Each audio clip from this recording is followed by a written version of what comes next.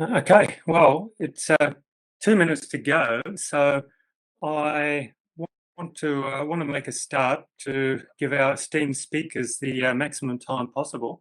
So I'm Philip, by the way. Welcome to this enthralling session where we'll be discussing these fascinating and intriguing trends. These are the topics that we'll be going through this particular time. So, food is medicine, processed foods, and aspects of customized, personalized nutrition, as well as a bit about front of pack labeling and package design and that kind of thing. So, I'm Philip, and I want to draw your attention though to our two expert panelists, Dr. Raphael O'Connor from Ireland and Mr. Nashad Dalal from Australia, and they're both experts in their own right in their respective parts of the world, so different parts of the world, so really contributing a global perspective to this particular session, which is just marvelous. So, as well as being located in different parts of the world, they also operate globally, and so with clients from all different areas. So they really bring a wealth of knowledge from those particular interactions and from their vast network of industry and academic and government experts that they know. So with that, it's those were the introductions I wanted to get underway. So it's right on time now. So let's actually make a start on the content.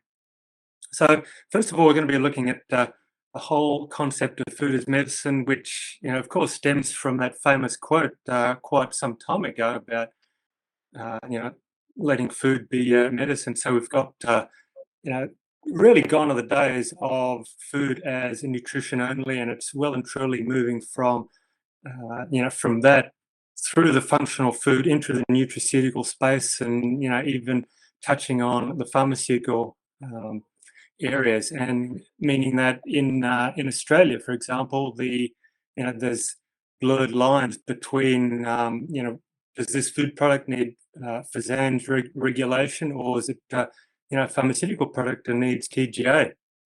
And so that whole center part there is what we're talking about when we draw all these together in response to various emerging needs which drive particular innovations. And the inner experience is something which is going to be a theme throughout this session, which the speakers will elaborate on later. So,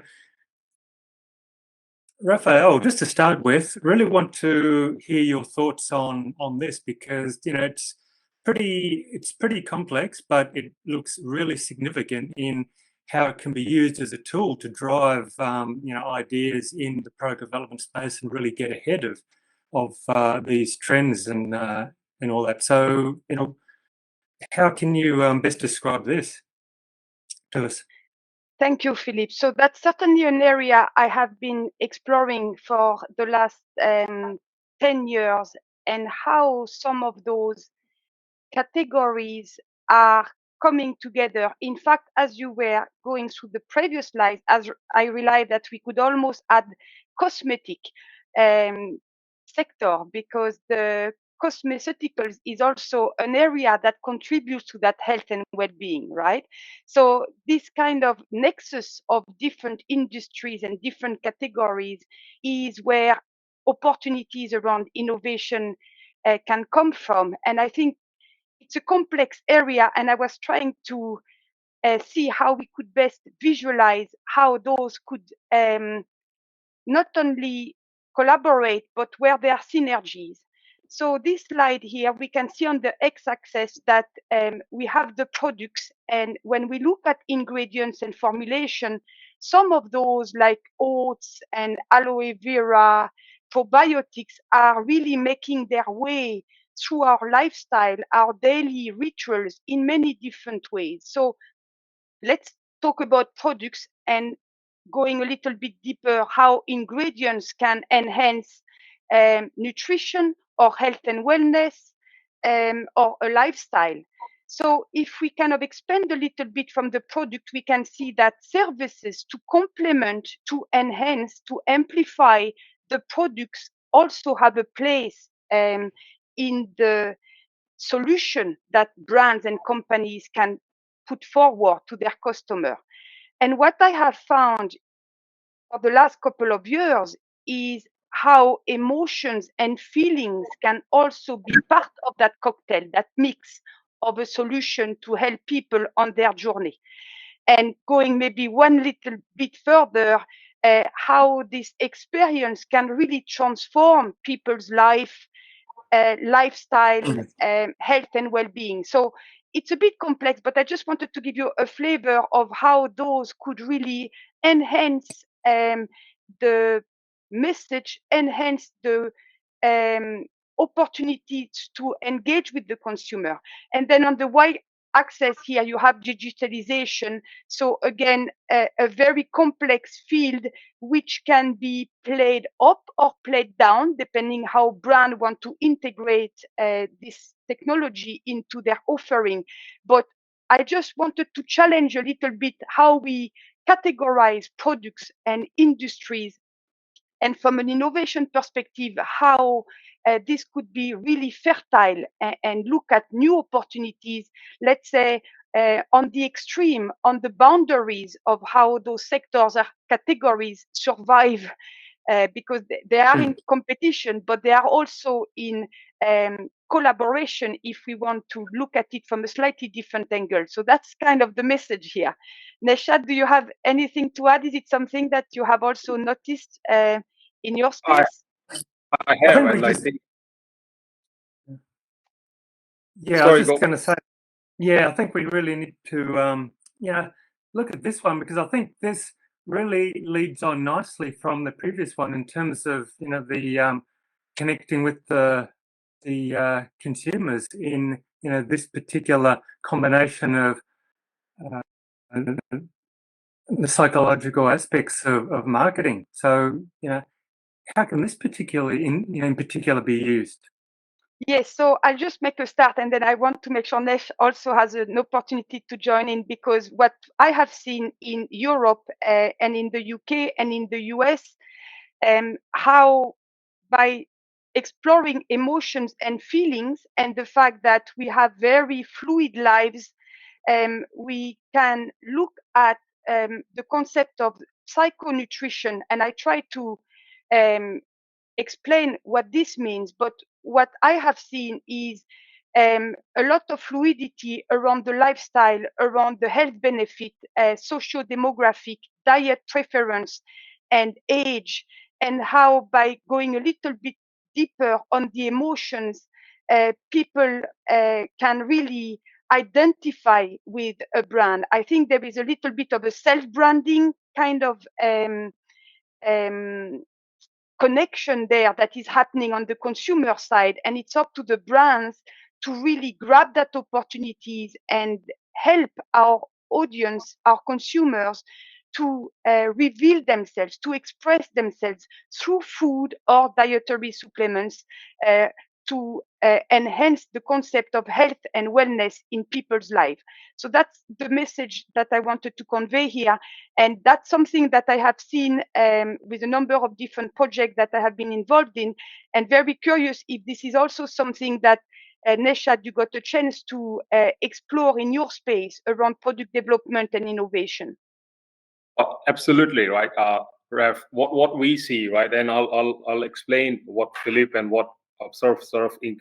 What you guys have said, that earlier there was specific food categories or like product categories, right? More be it food, pharma, nutraceutical. Then we went to an era of more of a nutraceutical VMS space where everything was separate, which was more preventative. But now we are moving towards an era of that food as medicine, when everything, all of these categories overlaps. That's where we form that. And what's good that this product within these categories not only bring the outer experiences, as you said, about emotions, but now it's bringing more of an inner experience. So it's reevaluating the balance between product and then experience it to go deeper into to bring desired functional results. For example, here, right, what we see here is the Creep, which is a CBD infused beverage based. I think launched in UK. It focuses more on it's got a CBD at 15 mg or 25 mg. It focuses on mental health, so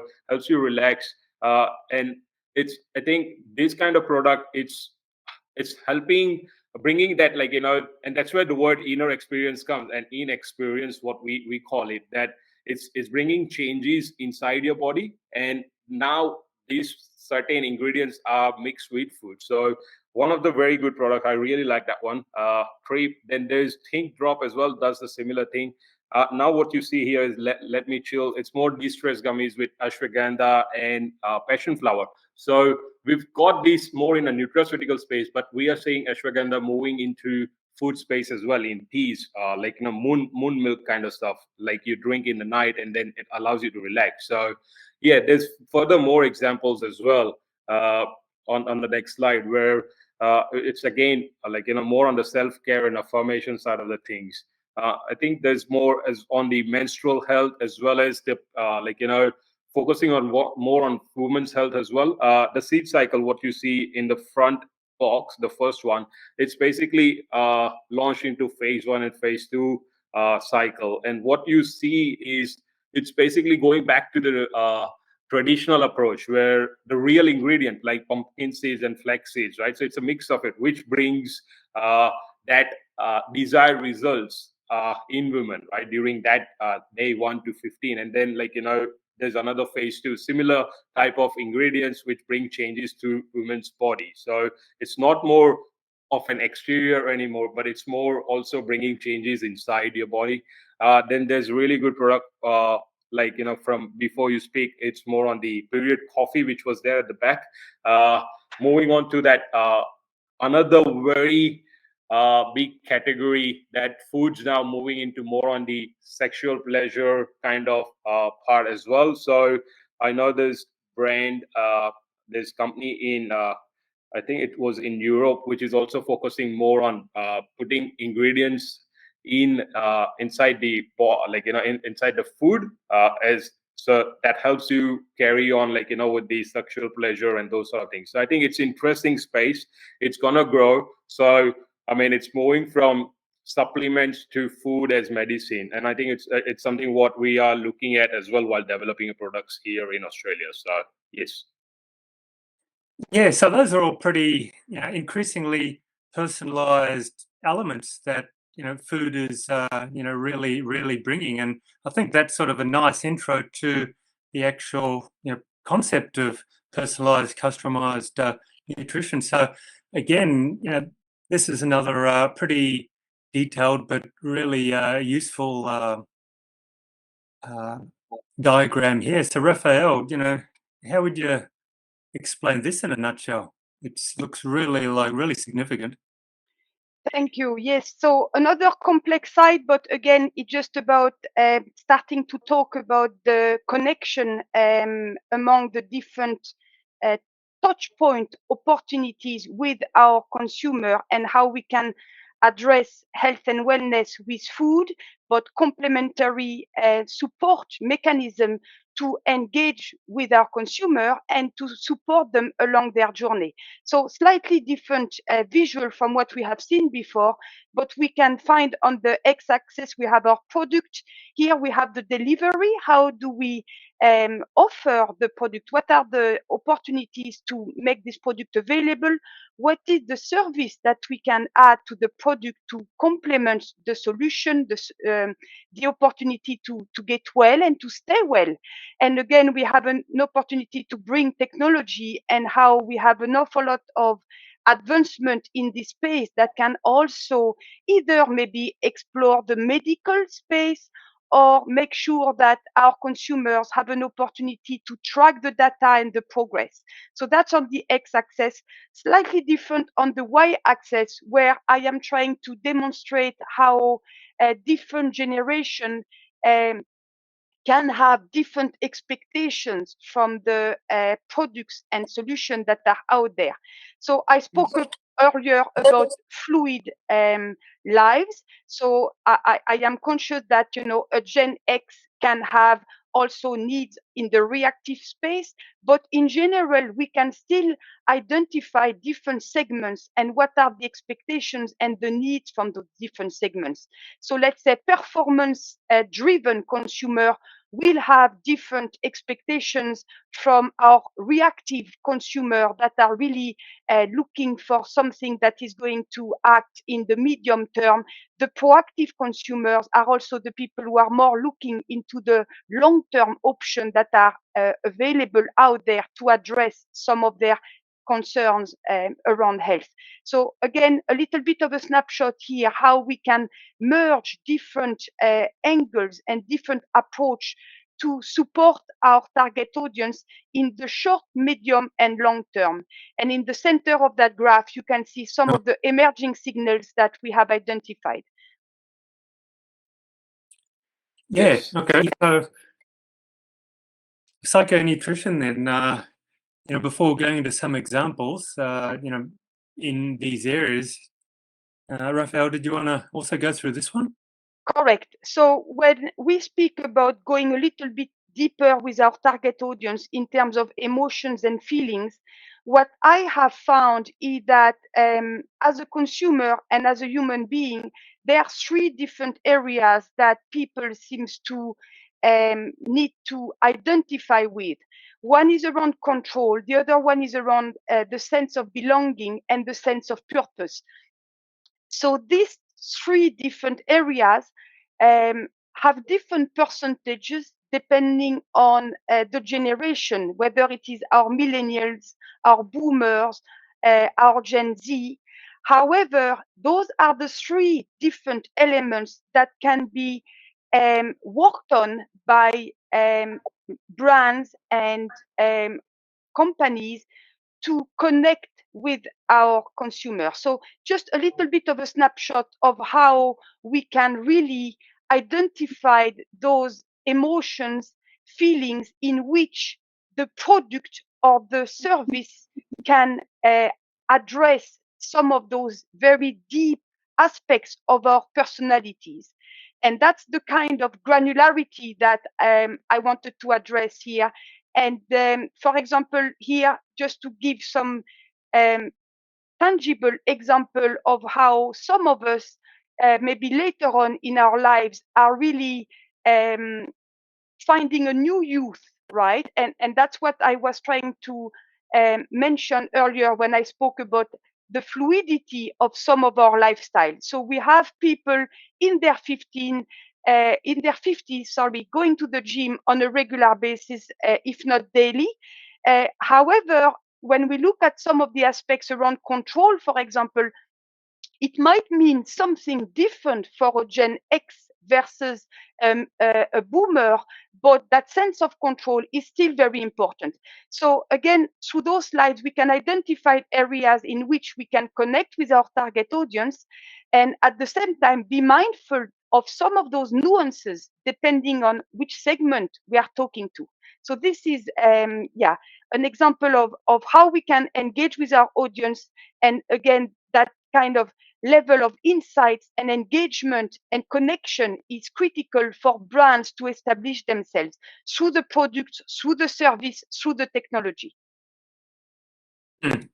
So, yeah, I think that Nashad, was great insights. That was great insights, Raf. Right, and I think just to take further from that, I mean, this is an example of more of a personalized nutrition. So I'll overall, like, you know, firstly try to explain what is personalized nutrition, and the way I look at it, it's more of a custom tailored nutritional guidelines or the products which is offered or provided to people based on their unique personality traits. So this could include if from like emerging offerings such as diagnostic, like, you know, test kits, as what you see here from NGX.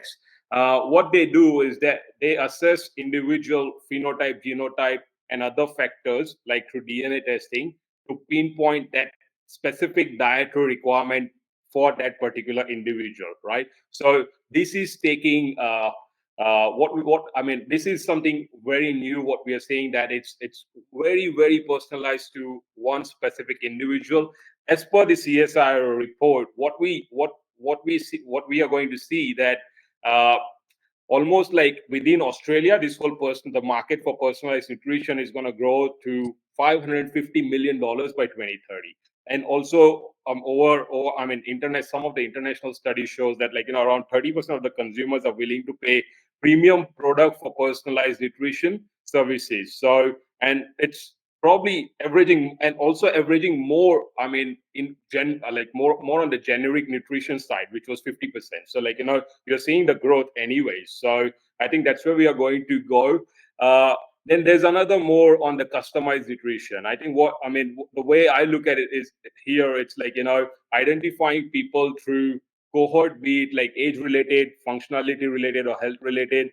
For example, age, people age above 45 plus could have specific needs, or younger generation have specific needs, right? So curating food products on the basis of in a group or a cohort, that helps solve their needs.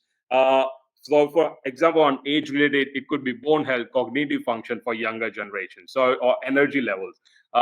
If it's in health related, then it could be targeting more on the diabetes side of the things, or heart health. So we are going to see that kind of products more.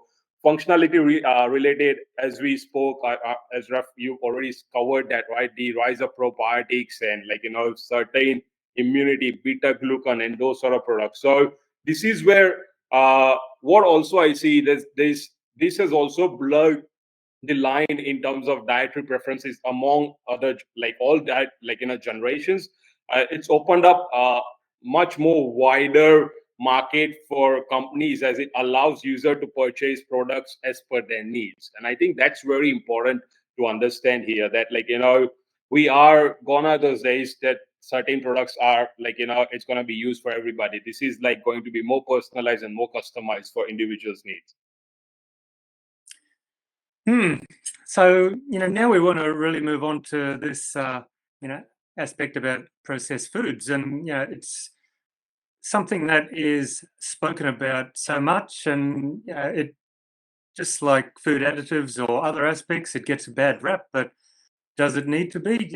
Is it really that bad? Okay, maybe some ultra-processed foods are, leave a bit to be desired, but is that because of the processing, or is that because of the ingredients? There's some interesting aspects to consider. So, this NOVA classification, Nishad, do you want to, give us a bit of a feel about that? Because, what actually is an ultra-processed food? Are there proper criteria that, that we can use to work it out? It is very controversial, Philip, on this topic. But let me start with explaining what is NOVA classification. It is a group of foods according, it's been set out according to the extent and purpose of processing they undergo, right? So the group 1 of foods are basically unprocessed or minimally processed food. So products like frozen vegetables, which does not have to go under real ultra processing. So products like that, or grains, legumes, meat, fish, what you buy in a supermarket. Group 2 is more on the processed culinary ingredients, which are plant oils. So basically, which goes under highly pressure sort of thing, like pressing or grinding. So like in this group, you'll probably find more of the oil, cream, butter, and everything. Group 3 is processed food. Now, these are the foods which are manufactured within an industry where certain other additives like sugar, salt, oil, and those sort of things, other additives are added. Like your fresh bread could be considered within this, wine, or cured meats as well within this, right? So these are more on the processed food kind of stuff. Ultra processed is more to do with where it's typically altered. So the way, if you ask me a definition of ultra processed food, it's basically what's happening right now, that it's got most of the ultra processed food has got too much of salt, sugar, and other ingredients in it. So often people kind of make a mistake comparing ultra processed food to the nutritional element sort of thing. So if you create a real fine line, like proper line between those two things, like you are going to see that not all processed foods are bad for you. So I mean, the reason ultra processed foods are really selling well is because they are more cheaper, more convenient. So, and the brand sort of done more advertising around it. It's now covering all the supermarket aisles. So it's not always that all processing is bad. So for example, if you go back one slide, right? So let's say, for example, one more slide, yeah, Philip, another as well. Sorry. So you see here, right? This is kind of processing. It's a more of a UHT milk. So we have created more of a functionality products around here. So more of a protein shake using processing, right? So consumer need to trust the process as well. Similarly, on your right hand side, you see more of a liquid breakfast. You'll see this is very highly processed, but you'll see a lot of gums around and other stuff. But also on the other hand, it's got a lot of other functional aspects towards it. So one slide after, Philip. So then over here, you see there are a couple of examples here of the vegetable patty, right? So one on your left is very clean label. Although it is processed, it's very clean. And one on your right, you'll see, although it is, it's got like more ingredients on it, but it's got preservatives, it's got more salt and everything. So it's the right choice of product what you take. Understand, I mean, trust the process and go after much more cleaner products. So that's what I would say.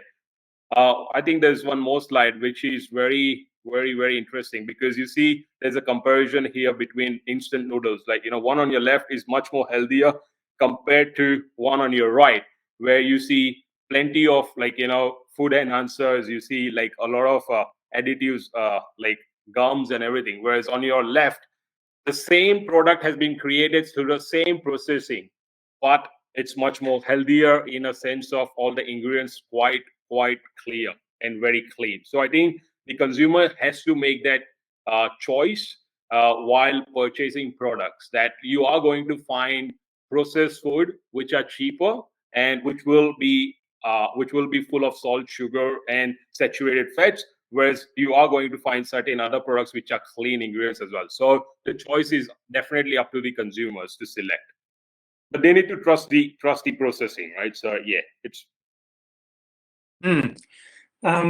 yeah, it's I think that's really the takeaway message, that yeah, trust the process well and truly. Now, Raphael, with front of pack labeling, just want to get your views on this and your perspective on this, because these are some pretty worthwhile and innovative, at the time of their release, ways of giving consumers an easy way of deciphering different products. And why are these not as common, throughout the world? These sort of mechanisms on front of food labels. Certainly, one thing that we may overlook or underestimate is the power of packaging and label, and how those connection with the consumers are very important to promote the product and to engage with our consumer. So maybe building on the last section, whereby quality, safety, nutrition are represented into the packaging and the labeling. So through processing, we can address those, and with our label and with our packaging, we have another opportunity to demonstrate the value of the products through the different ingredients and the associated processing. So what we have seen over the last couple of years is how some markets and some companies are addressing those by being very clear and forward in the profile of their of their product and the nutrition that it contains. So some of those, in some markets, it's a regulatory requirement. In others, it's more of a nice to have at the moment. But here in Europe, there is an expectation that companies are really expressing very clearly the nutrition that is in the product. And, that traffic light system is very easy to grasp. So some consumers are very knowledgeable and very aware.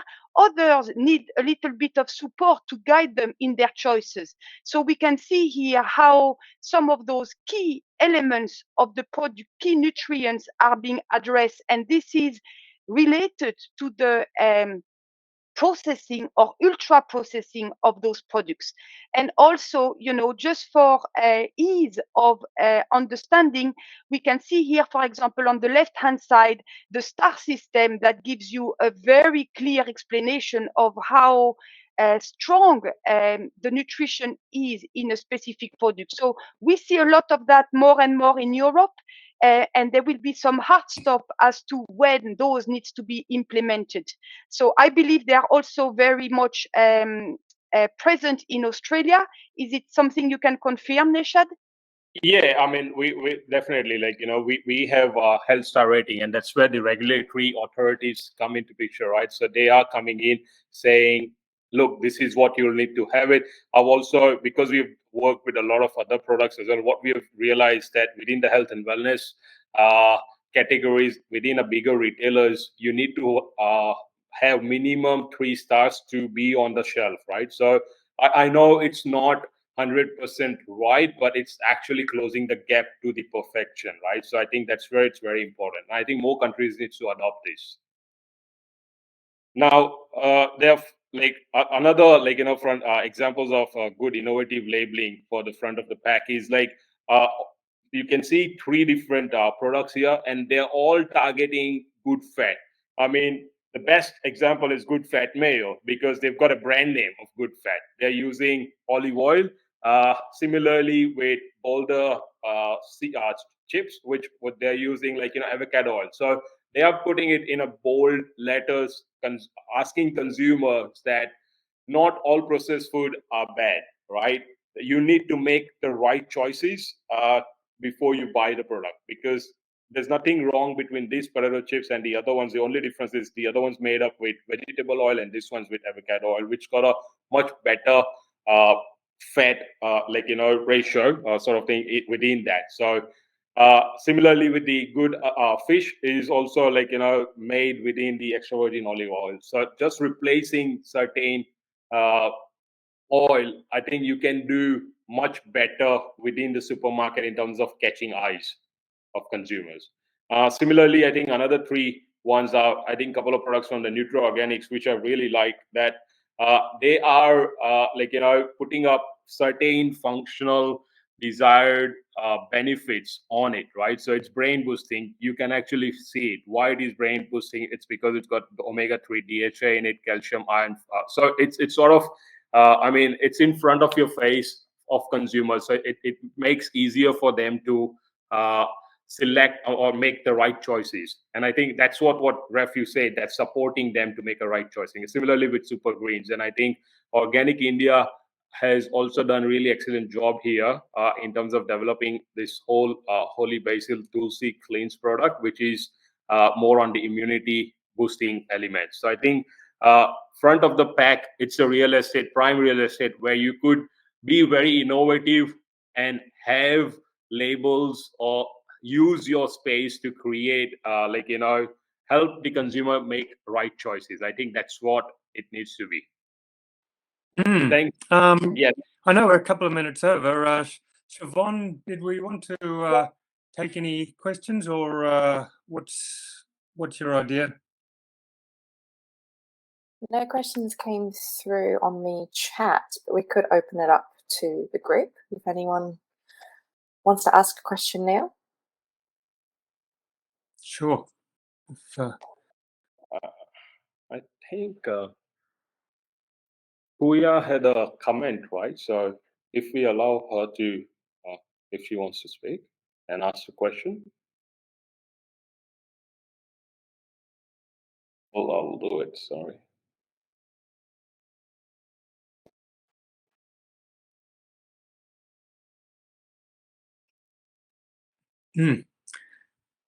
Hi, Puya. I've actually allowed you to speak within this webinar. If you would like to ask that question, or you had a comment there, so we would like to discuss that if you want to.